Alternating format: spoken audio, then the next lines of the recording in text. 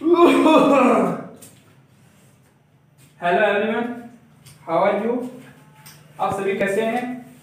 Dear student, I hope you also fit and fine. Okay, thank you बेटा। आपका next video में स्वागत है। और जो हम डिस्कस करेंगे, ये टाइप ऑफ पॉलीमर चल रहा है। टाइप ऑफ पॉलीमर के जो सेकंड पार्ट का हम डिस्कस किया था, अब हम डिस्कस कर रहे हैं टाइप थर्ड में। टाइप थर्ड है क्लासिफिकेशन बेस्ड ऑन स्ट्रक्चर, कि पॉलीमर को क्लासिफाइड किया गया है स्ट्रक्चर के बेस पे, कि कुछ पॉलीमर किस टाइप के होते हैं, कुछ पॉलीमर किस टाइप के होते हैं। तो स्ट्रक्चर पे इनको क्लासिफाइड किया गया है। स्ट्रक्चर के बेस पे इनको कितने टाइप से क्लासिफाइड किया गया है? 3। कितने टाइप से क्लासिफाइड किया गया है? 3, जिसमें फर्स्ट है लीनियर, सेकंड है ब्रांच चेन, थर्ड है क्रॉस लिंक्ड पॉलीमर। तो अब हम ये लीनियर क्या होते हैं, ब्रांच चेन पॉलीमर क्या होते हैं, क्रॉस लिंक्ड पॉलीमर क्या होते हैं, इनके बारे में जानेंगे बेटा। तो सबसे पहले जानना जरूरी ये है कि पॉलीमर क्या होते हैं। आपको तो पता ही होगा, पॉली मींस मेनी, मर मींस यूनिट, यानी कि जो अनेक इकाइयों से जो कनेक्ट होके टू ईच अदर और जो फॉर्मेशन कर रहे हैं, वो कौन से होते हैं? पॉलीमर होते हैं। जिसका हमने ट्रेन का एक एग्जांपल दिया था कि ट्रेन में क्या है कि एक डब्बे जुड़े हुए हैं, तो एक डब्बा तो क्या हो गया, एक यूनिट हो गया, और एक दूसरे से जुड़े हुए हैं, तो वो क्या हो जाएगी? ट्रेन हो जाएगी, जो एक पॉलीमर का एग्जांपल है। किसका एग्जांपल है? पॉलीमर का। तो लीनियर यानी कि आपको लाइन के फॉर्म में, ये आपको लाइन फॉर्म में प्रेजेंट्स होंगे। देखिए, दिस पॉलीमर कंसिस्ट का मींस क्या होता है बेटा? बने हुए होना। This polymer consist of the monomer unit combined to each other. जो monomer unit combine to each other, monomer unit combine एक दूसरे से जुड़ी हुई हैं, from form long and straight chain. कौन सी चेन से? लंबी और एक सीधी श्रृंखला में जो मोनोमर इकाइयां हैं, जो एक दूसरे से जुड़ी हुई हैं, वो कैसा होगा? Linear polymer. आप जानती हैं मेरा पढ़ाने का अंदाज कैसा होता है, तो उसी अंदाज से पढ़ना है आपको। चेहरे पे स्माइल लेके पढ़ना है। छिड़ो सो चेहरा लेके ना पढ़ना बेटा, स्माइल के साथ पढ़ना है कि पॉलीमर क्या होते हैं। ये पता हो गया। लीनियर एक लंबी चेन फॉर्म में है, तो वो कौन से होंगे? लीनियर। देखो एग्जांपल यहां पर लिख रखे हैं, नायलॉन, पॉलिएस्टर, पीवीसी। पीवीसी जितने भी आपने पाइप वगैरह देखे होंगे, एक सीधी लंबे होते हैं। कभी क्रॉस देखिए, क्रॉस के भी एग्जांपल कराएंगे। ये डायग्राम किसका है? लीनियर, बिल्कुल सीधे लंबे तारों की तरह होते हैं। वो कौन से होते हैं? Linear. These polymer have high density. इनकी डेंसिटी क्या होती है बेटा? हाई होती है। And high MP. MP Madhya Pradesh मत समझना, मेल्टिंग पॉइंट से। What is melting point? Any substance, any solid substance convert into liquid state.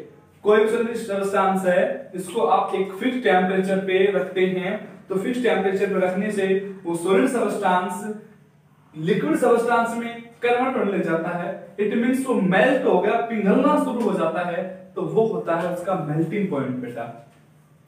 अब है ब्रांच चेन। आपके सिर में बाल हैं? हाँ हैं। आपके टीवी में ऐड देखा होगा? नहीं देखा? देखा है, जिसे हम कहते हैं दो मुंह वाले बाल। यानी कि एक बाल के दो मुंह हो जाते हैं, तो दो मुंह वाले बाल बोले जाते हैं। अर्थात वो बाल में ब्रांच बन गई। क्या बनेगी? ब्रांच। आपने किसी भी ट्री का देखा होगा, ट्री में ब्रांचें बनी हुई होती हैं, बनी है। देखो ये सेटअप अपने घर पे चल रहा है, तो ये भी एक ब्रांच ही है अपना, ये भी एक ब्रांच पार्ट है। तो क्या है कि दिस पॉलीमर मोनोमर यूनिट। आपको ये तो अच्छी बात समझ में आ रही होगी कि जो पॉलीमर है वो मोनोमर यूनिट से बन रहे हैं। मोनोमर यूनिट कंबाइन टुगेदर, एक दूसरे से क्या हुई? कंबाइन हुई। Then form a long chain, एक लंबी चेन का फॉर्मेशन किया, which is called main chain, जो क्या कहलाएगी? एक मेन चेन कहलाएगी। देखो ये जो दिख रही होगी आपको, दिख रही है ना? तो ये तो क्या होगी? मेन चेन होगी। और these are side chain of different length linked. इनके साइड से डिफरेंट लेंथ की लाइनें लिंक्ड हो जाए, जुड़ जाए। मेन तो ये होगी, इसके साइड से डिफरेंट लेंथ के कोई भी छोटी बड़ी हो सके है, कितने भी हो सके है, डिफरेंट लेंथ की वो लिंक्ड हो जाए, जुड़ जाए विद मेन चेन के साथ, which are called branch chain polymer. क्या होते हैं बेटा? ये ब्रांच चेन पॉलीमर होते हैं। आज हमने सेटअप दूसरे तरीके से तैयार किया है कि पहले लिखा है, हो सकता है कि भाई आपको अब तरीका चेंज करेंगे, बोले ये दवाई काम नहीं की दूसरी दवाई देंगे, अपना तो काम मुट्ठी देना है भाई, थार तक मेटेरियल पहुंचाना चाहिए, कैसे पहुंचे, ठीक है। अब which are called branch chain, जैसे ग्लाइकोगन है, स्टार्च है, लो डेंसिटी पॉलिथीन है, पॉलिथीन लेके आते हैं हम बाजार से, तो आपने पॉलिथीन की वैरायटी को भी देखा होगा, एक सब्जी लाने की पॉलिथीन और एक आप बाजार से बढ़िया सुंदर कपड़ा ले महंगा 10-20 हजार का, तो वो थैली रहे, अलग प्रकार की थैली रहे, और उसमें जो भाई सीधी बात, जितना पैसा खर्च करोगे उतनी बढ़िया थैली मिल जाएगी नहीं। तो वो क्या होते हैं, जो अपन मार्केट में जो अपने सब्जी वगैरह यूज करते हैं, सब्जी में जो पॉलिथीन यूज करते हैं, वो होती है बेटा लो डेंसिटी की पॉलिथीन। क्रॉस लिंक्ड, क्रॉस का मतलब क्या है? एक दूसरे को काटना। आइया, जब दो पहलवान कुश्ती करते हैं तो वो एक दूसरे को क्रॉस करते हैं, ऐसे बोला आजा, ठीक है भाई मैं बात छोड़ लूं, को ना बस की। क्रॉस लिंक क्या होता है? In this type of polymer many polymer, in this type of polymer many polymeric chain form network। वो क्या बना लेंगे? नेटवर्क बना लेंगे, network structure bye joining through cross link. Cross link से क्या हो जाएंगे? वो जॉइन हो जाएंगे, जुड़ जाएंगे। These polymer are hard. भाई तो बड़ा बात, जब एक दूसरे से क्रॉस कर रहे हैं तो ये पॉलीमर कैसे होंगे? हार्ड होंगे। और वेल समझ रहे हो? These polymer are hard, कठोर, ठोस होते हैं। रिगिड का मतलब बेटा कठोर होता है, एंड ब्रिटल, भंगुर। जैसे एग्जांपल है मेरे पास,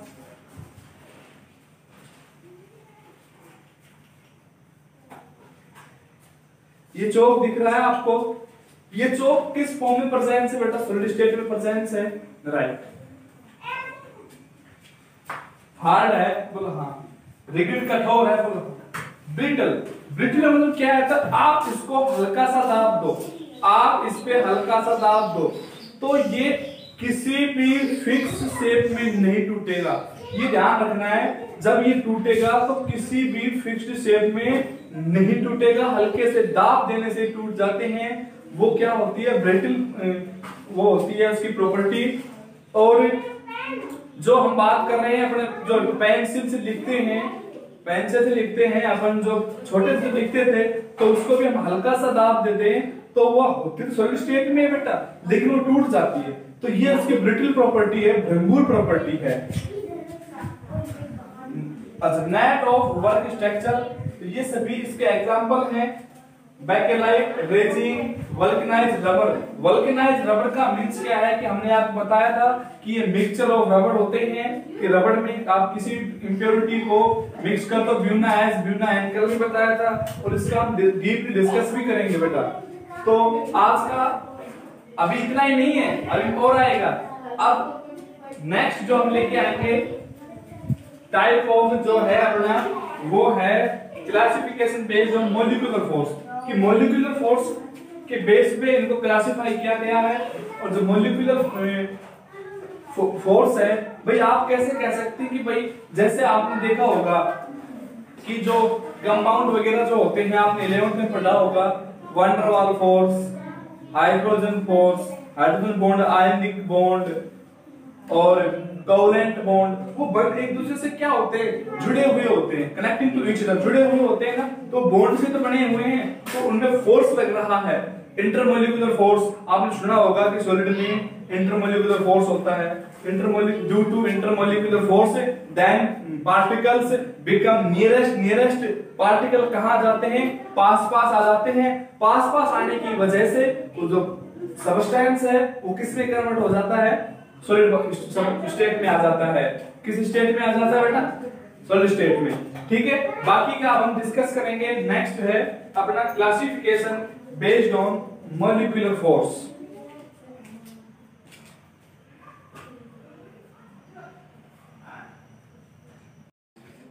हेलो एवरीवन, देखिए बेटा हम डिस्कस कर रहे थे, किस पे डिस्कस कर रहे थे। अब हमने जो लास्ट वीडियो में लास्ट में डिस्कस किया टॉपिक पे, वो था classification based on structure. Structure तो हमने पढ़ लिया था कि स्ट्रक्चर में वो लीनियर थे और इसके बाद लिंक्ड, क्रॉस लिंक्ड थे और ब्रांच थे। तो हमने 3 टाइप से उनकी स्टडी की थी। तो लीनियर जो होते हैं वो स्ट्रेट लाइन में जो होते हैं, सीधे पॉलीमर जो होते हैं वो लीनियर होते हैं, और जो बेटा ब्रांच का फॉर्मेशन करते हैं वो ब्रांच जो होते हैं। और उसके बाद हमने डिस्कस किया था क्रॉस का, जो एक दूसरे से क्रॉस किए हुए होते हैं वो क्या होते हैं, क्रॉस्ड। अब इसके बाद हम डिस्कस करेंगे classification based on molecular force. जैसा आप सभी जानते हैं कि पॉलीमर या कोई भी सब्सटेंस, कैसा भी सब्सटेंस ले लो, उसके बिटवीन फोर्स तो लगे ही लगेगा। अगर ये पेन दिख रहा है आपको, ये पेन किस स्टेट में है, सॉलिड स्टेट में है, तो इसके जो पार्टिकल्स हैं उनके बिटवीन फोर्स लग रहा है कि नहीं लग रहा, लग रहा है। फोर्स लग रहा है तभी तो सॉलिड स्टेट में है। और वो फोर्स कैसा है, हाई या स्ट्रॉन्ग इंटरमॉलिक्यूलर अट्रैक्शन फोर्स है। स्ट्रॉन्ग इंटरमॉलिक्यूलर अट्रैक्शन फोर्स है। Due to strong intermolecular attraction force then particle become to nearest. Particle कहां आ जाते हैं, बिल्कुल पास में आ जाते हैं बेटा।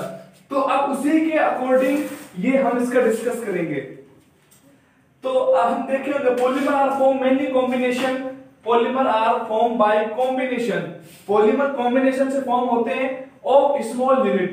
जो स्मॉल यूनिट से कॉम्बिनेशन जुड़े हुए होते हैं इज कॉल्ड मोनोमर। उन स्मॉल यूनिट को हम क्या कहते हैं बेटा, मोनोमर कहते हैं। जैसे ये पेन है और ये कैप है, एक पेन बना तो जो ये कैप है ये इसकी मोनोमर है।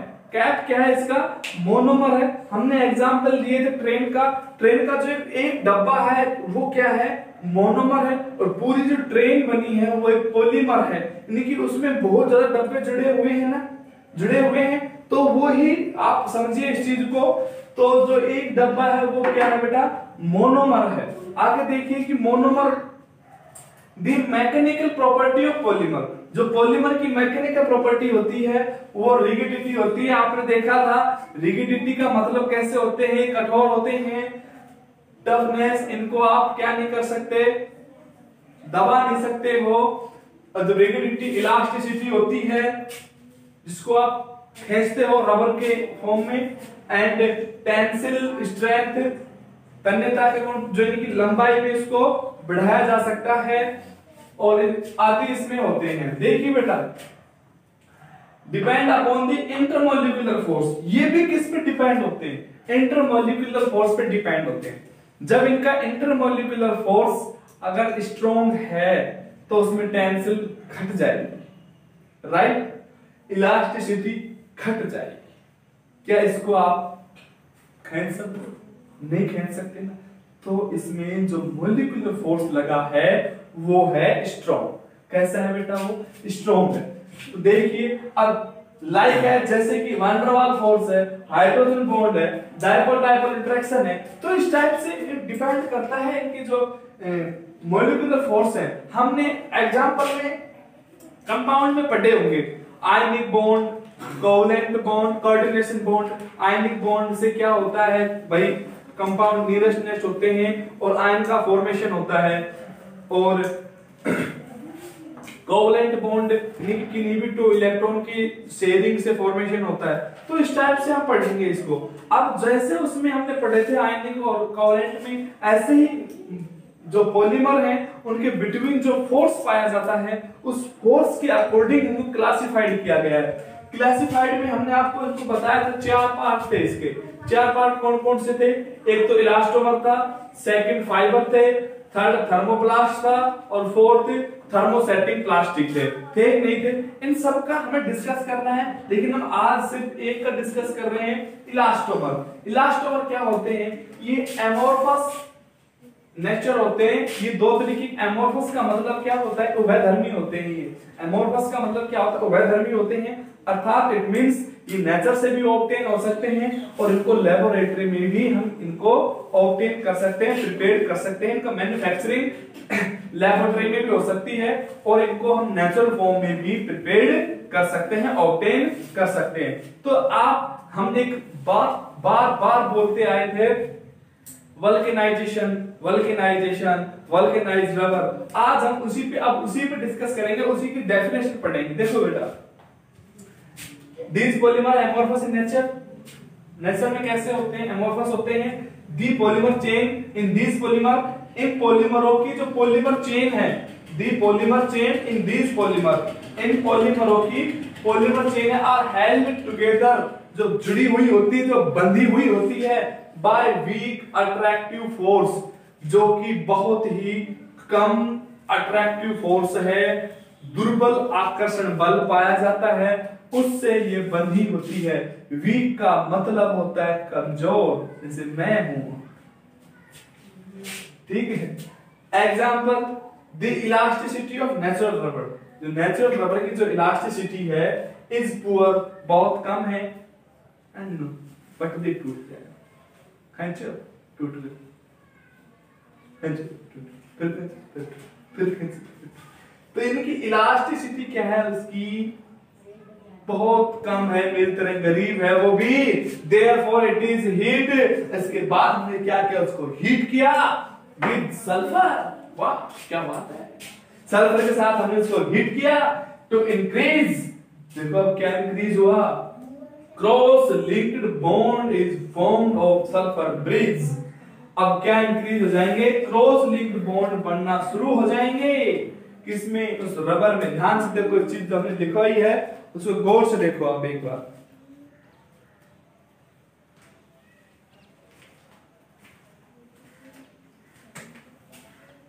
It is heated with sulphur to increase cross link bond. Cross link bond का फॉर्मेशन इंक्रीज हो जाएगा, बढ़ने लग जाएंगे। जब क्रॉस बढ़ना शुरू हो जाएगा, आप सोचो, एक तो ऐसे है सीधा और एक इनमें क्रॉस बन गया, क्या बन गया, क्रॉस बन गया। तो अब ये स्ट्रॉन्ग होंगे कि वीक होंगे, बताओ, स्ट्रॉन्ग होंगे ना, है ना, क्रॉस बनने से। और बीच बीच में सल्फर हो रहा है, क्या आ गई, सल्फर। सल्फर ने इसकी जो इलास्टिसिटी है उसको भी क्या कर दिया, इंक्रीज कर दिया, डिक्रीज नहीं किया। पहले तो पुअर थी इलास्टिसिटी, अब इसकी इलास्टिसिटी को बढ़ा दिया। The rubber then obtained is more elastic. जो रबर ऑब्टेन होगा वो कैसा होगा, more elastic।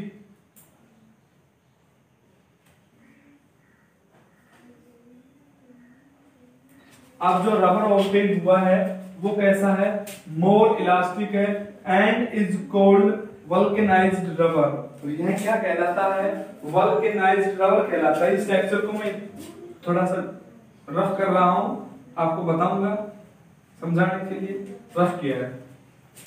The rubber then obtained is more elastic। वो रबर कैसे होंगे, more elastic होंगे, and is called vulcanized rubber। और यह क्या कहलाता है, vulcanized rubber कहलाता है। and process is known as, और ये प्रोसेस क्या कहलाता है, vulcanization। ये डेफिनेशन याद रखना, पूछी जाती है अक्सर। अब वल्केनाइजेशन से किसका फॉर्मेशन होता है, ब्यूना एस और ब्यूना एन का किसका फॉर्मेशन होता है, किसका फॉर्मेशन होता है बेटा, ब्यूना एस और ब्यूना एन का फॉर्मेशन होता है, नियोप्रीन का फॉर्मेशन होता है। ये सभी वल्केनाइज्ड रबर के एग्जाम्पल हैं। और इनमें जो सबसे पहले जो नेचुरल रबर होता है, जो ये ब्यूना एन ब्यूना एस है, ये आर्टिफिशियल रबर है। ये भी ध्यान रखना है, आर्टिफिशियल का मींस क्या है, मैन मेड है। इसमें हमने क्या किया, नेचुरल रबर में सल्फर को उसके साथ हीट किया है, तो हीट करने से ब्यूना एन ब्यूना एस का फॉर्मेशन हो रहा है। तो ब्यूना एन ब्यूना एस का फॉर्मेशन होता है, ये कैसे होंगे, आर्टिफिशियल यानी कि सिंथेसाइज कर रहे हैं हम इनको, क्या कर रहे हैं, सिंथेसाइज कर रहे हैं। सिंथेसाइज कौन से होते हैं, जो मैन मेड होते हैं। तो सिंथेसाइज में इनका एग्जांपल लिख सकते हो। मैंने वहां पर इसलिए नहीं लिखा क्योंकि आपके समझ में नहीं आता, इसलिए मैंने अब यहाँ पर लिख दिया और बता दिया आपको। अब देखिए बेटा, ये नेचुरल रबर है, ठीक है। अब हमने इसको ऑन हीटिंग सल्फर के साथ हमने क्या किया बेटा, इसको हीट करेंगे। जब इसको हीट करेंगे तो सल्फर इनके साथ क्रॉस लिंक बना लेगा। जैसे कैसे, देखो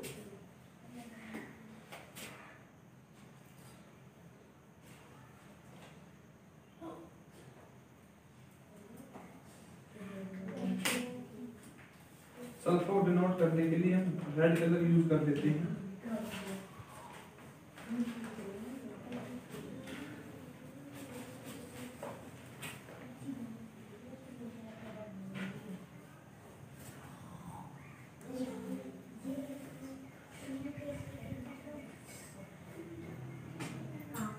इस टाइप से बेटा इसमें कौन आ जाएगा, सल्फर इंक्लूड हो जाएंगे।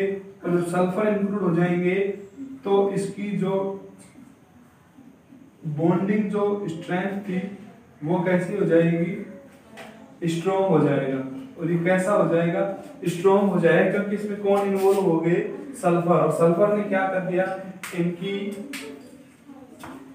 क्या इंक्रीज कर दी, क्रॉस लिंक बॉन्ड का फॉर्मेशन कर दी। जब क्रॉस लिंक बॉन्ड का फॉर्मेशन हो गया तो आपको पता है इलास्टिसिटी क्या हो जाएगी, मोर इलास्टिक हो जाएगा वो। और जो मोर इलास्टिक हुआ है it is called vulcanized rubber हो जाएगा। और ये प्रोसेस क्या होगा, वल्केनाइजेशन होगा। ठीक है बेटा, आज हमने दो टाइप क्लासिफिकेशन की स्टडी की है। फर्स्ट क्लासिफिकेशन बेस्ड जो हमने आज पढ़ा है उसको बता रहा हूँ, classification based on structure, classification based on molecular force. Molecular force में हमने इलास्टोमर की स्टडी किया है। नेक्स्ट वीडियो में हम डिस्कस करेंगे जो इसके बाकी के बचे हुए पार्ट हैं, जैसे कि फाइबर है, थर्मोप्लास्ट है, थर्मोसेटिंग है। ठीक है बेटा, इसी के पार्ट पढ़ेंगे। ये तो ए पॉइंट पढ़ा हमने इलास्टोमर। कौन सा पॉइंट पढ़ा, ए पॉइंट पढ़ा इलास्टोमर। बी सी डी ये हम पॉइंट कल डिस्कस करेंगे। थैंक यू बेटा, have a nice day, fun day, enjoy day, day.